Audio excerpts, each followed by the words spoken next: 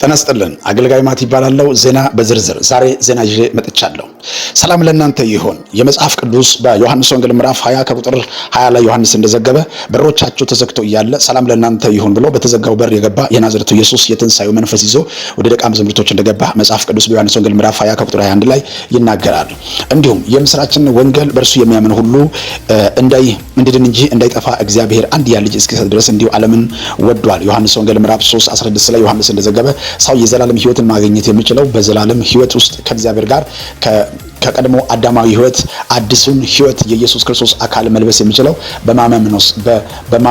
በእምነት የሚድነው ድነትን እንዲያገኙ በመጽሐፍ ቅዱስ በሮሜ ምዕራፍ 10 ላይ ሰው በአፉ መስክሮ ይድናል በልቡ አምኖ ይጸድቃል የሚለው በእግዚአብሔር ቃል ሮሜ ምዕራፍ 10 እንደሚናገር የዘላለም ሕይወት የሚገኘው በማመን ነው በማለት መጽሐፍ ቅዱስ በግልጽ ቋንቋ በግልጽ መልእክት አስቀምጧል።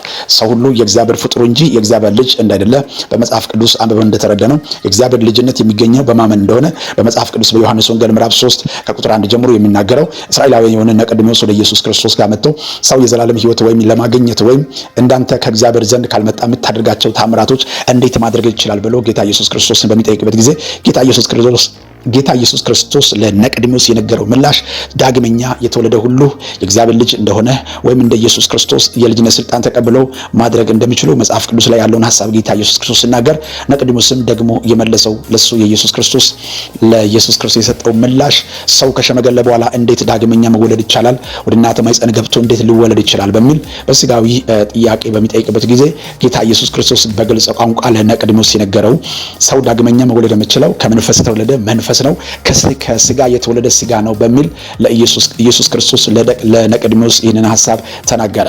ሰው የዘላለም ሕይወትን ያላገኘ ማንኛውም ሰው አማኝ የእግዚአብሔር ልጅ እንዳይደለ መጽሐፍ ቅዱስ በግልጽ አስቀምጧል።